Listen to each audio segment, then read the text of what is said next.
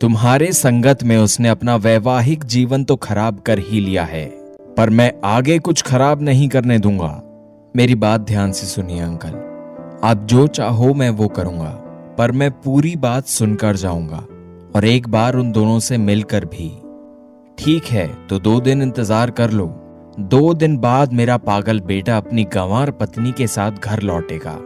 आप ये क्या कह रहे हैं अंकल? कोई अपनी बहू के बारे में ऐसे कहता है क्या? रानी जो है मैं वही तो कह रहा हूं। काला जादू किया है उसने मेरे बेटे पर, काला जादू। और तुम भी शामिल हो इस साजिश में। मेरे बेटे के साथ साजिश ही हुई थी, नहीं तो इतना अच्छा लड़का गांव में जाकर किसी लड़की से शादी कर लेता, वो भी ऐसी लड़की जो अनपढ़, गंवार और बेवकूफ है। बस अंकल, बहुत हो गया। मैं उसी लड़की की वजह से चुप हूं, वरना मुझे जवाब देना बहुत अच्छे से आता है। रानी के माता पिता अपनी बेटी को देखने आए थे। शुक्र मनाओ हम तुम्हारे साथ ऐसा नहीं कर रहे। ये तुम्हारा गांव नहीं है राजन शुक्ला, ये मेरा शहर है। एक तो मेरे बेटे के हाथ में जाहिल लड़की बांध दी, ऊपर से यहाँ पर रौब दिखाता है। जब से आया है रानी रानी रानी कर रहा है। एक बार अमित के बारे में भी पूछा है कि आखिर वो कैसा है? अब निकल जा यहाँ से। 2 दिन बाद आकर मिल लेना रानी और अमित से। राजन वहां से निकल गया। उसने रवि की खोजबीन की, पर रवि शहर में नहीं था। राजन किसी तरह 2 दिन निकालता है। अपने एक और साथी के घर पर 2 दिन रहा वो। बिना वजह रहना उसे भी भा नहीं रहा था, पर वो कर भी क्या सकता था? बिना सब कुछ ठीक किए वो जा भी नहीं सकता था। वो सोच रहा था कि ऐसी भी क्या बात आ गई जो अंकल आंटी इतना भड़के हुए हैं। खैर, जब तक रानी और अमित का सामना नहीं करूंगा तब तक कुछ भी नहीं पता चलेगा। भैया जी, शहर में कहाँ ले चलूं? तभी जोगी विधायक राजन शुक्ला से पूछा। अपने घर ले चलो भाई, राजन वहीं पर बुलाएंगे अपने पुराने दोस्त रवि को। जी बिल्कुल ठीक है। जोगी गाड़ी को मंडी रोड की तरफ मोड़ते हुए बोला। भैया जी, जहां तक मुझे याद है आपने एक बार अपने एक दोस्त की शादी करवाई थी। ये वही वाला दोस्त तो नहीं, शहर वाला दोस्त है, पर ये भी गांव आया हुआ है। ठीक है भैया जी, जोगी हंसता हुआ बोला। आपने भी क्या दबंग स्टाइल में शादी करवाई थी? मैं थोड़ा छोटा था उस समय पर, मुझे सब याद है। ठीक है, अब ड्राइविंग पर ध्यान दे भैया जी। घर आ गया और फिर जोगी ने दरवाजे पर हॉर्न मारा। सिक्योरिटी ने दरवाजा खोला। राजन ने रवि को फोन करके अपने शहर वाले घर पर बुलाया। रवि को देखते ही राजन चौंक जाता है। क्या हाल बना रखा है तूने भाई? खाता पीता नहीं क्या? पूरा चेहरा सफेद पड़ा है। अरे मेरे भाई, हुआ क्या? राजन रवि को गले लगाने की कोशिश करता है तो रवि दूर हट जाता है। ना ना, मुझे मत छू मेरे भाई। देख रवि, यदि कोई बहुत बड़ी समस्या है तभी मुझे बता। मुझे अमित या कजरी का नाम ही नहीं सुनना। पर मेरे भाई, तुम्हें क्या हुआ है? अमित और रानी तो तुम्हारे कितने प्रिय थे। ऐसा क्या हो गया कि तुम इतनी नफरत करने लगे? तुम हम सभी दोस्तों में सबसे समझदार थे, हमेशा सभी को खुश रखते हुए चलते थे, पर सबसे प्रिय रानी से इतनी नफरत? नफरत अब कैसे बताऊं? खैर, वो सब मैं बाद में बताऊंगा। पहले ये बता, क्या हुआ रानी अमित को? रानी इस दुनिया में नहीं रही राजन। क्या? राजन चौंक गया। रवि, कह दे कि ये झूठ है। काश ये झूठ होता राजन, पर यही सच्चाई है। कब हुआ ये सब और कैसे हुआ? राजन भावुक हो गया। बात उन दिनों की है जब रानी को एक लड़का हुआ था। रानी का एक लड़का है?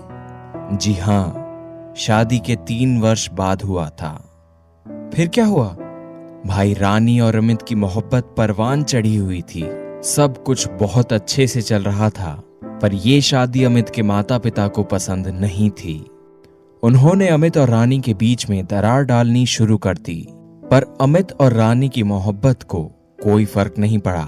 वो उसे पूरी कहानी बताता है। बेटा, 1 सप्ताह के लिए केरल जाना है। तुम्हें ऑफिस का कुछ जरूरी काम है, वो खत्म करके आओ। ठीक है पापा जी। कब निकलना है मुझे? तुम अकेले नहीं जा रहे हो।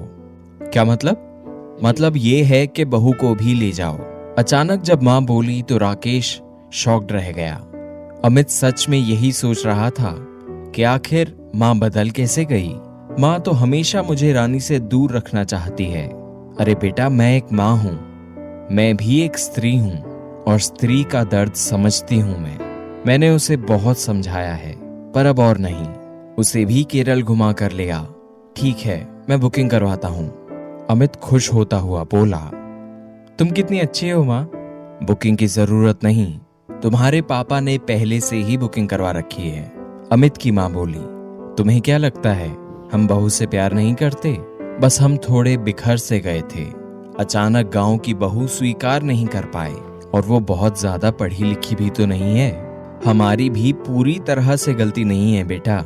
यहाँ की सोसाइटी और वहाँ की सोसाइटी में बहुत अंतर है, पर अब है तो अपनी ही बहू, अपने ही बेटे की पत्नी, इसलिए हमें उसको अपने रंग में ढालना है और हम लोग भी उसके रंग में ढल जाएंगे। सच में मुझे आज बहुत अच्छा लग रहा है। अमित की आंखों में खुशी देखते बन रही थी। कोई बात नहीं बेटा, जाओ, बहू को भी ये खुशखबरी दे दो और जाने की तैयारी करो। अमित फौरन अपने कमरे में जाता है। तुम्हें पता है आज अभी माँ ने क्या कहा? अमित रानी को अपनी बाहों में भरते हुए बोला, जी हाँ, मैंने सब सुन लिया। फिर भी खुश नहीं हो?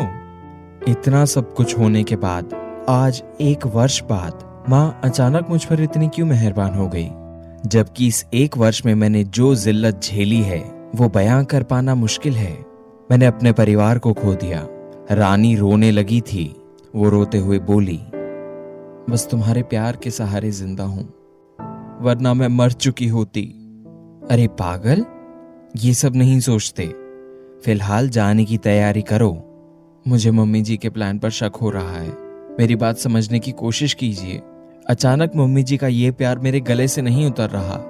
अमित उसकी आंखों में झांकता हुआ बोला, जाने दो ना, चलते हैं।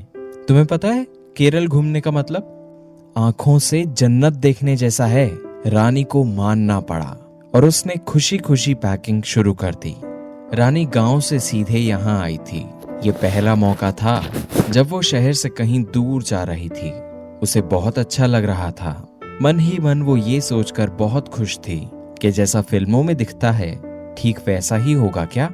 मैं जब चाहता हूँ तुमसे बेल की तरह लिपट जाता हूँ, तुम खुद को मेरे हवाले कर देती हो, पर कभी कभी अपनी इस हंसी खूबसूरती पर नाज करके मुझे तड़पाओ। ख्याल रखती हूँ आपका, और नाज मैं आपकी हूँ, मैं खुद की भी नहीं। तो किस लिए ये सब? आपकी जिंदगी में आने के बाद दुनिया कितनी हंसी है ये जानने को मिला। प्यार क्या होता है ये देखने को और महसूस करने को मिला। रानी तुम ना होती तो क्या होता? अमित रानी के माथे पर चूमता हुआ बोला, आई लव यू मेरी जान। और फिर रानी अपने अमित को बेतहाशा चूमने लगी। दोनों एक दूसरे को बहुत प्यार करते थे। यही वजह है कि वो मम्मी पापा की बात सुन लेते थे, जरूरत से ज्यादा सहन भी कर लेते थे। इंसान को दुख झेलने की आदत हो जाती है और वो घरेलू हिंसा का शिकार हो जाता है। कहानी सुनाते सुनाते रवि रुक गया। क्या हुआ रवि? भाई जो हुआ यहीं से बुरा होना शुरू हुआ। क्या मतलब? अमित और रानी को केरल भेजना आंटी अंकल की एक बड़ी साजिश थी। साजिश? कैसे? भाई वैसे भी 1 वर्ष तक अंकल आंटी ने रानी को किसी से मिलने नहीं दिया। वो सिर्फ घर के मेंबर्स को ही जानती थी। शहर क्या है उसने आज तक नहीं जाना। और अमित, वो क्यों नहीं लड़ता था अपने माँ बाप से? वो क्या मजबूरी थी, मैं बस यही नहीं जानता था। रवि बोला, पर मेरे भाई, केरल के टूर के बाद उनकी जिंदगी नर्क बन गई। क्या हुआ था? आगे तो बता।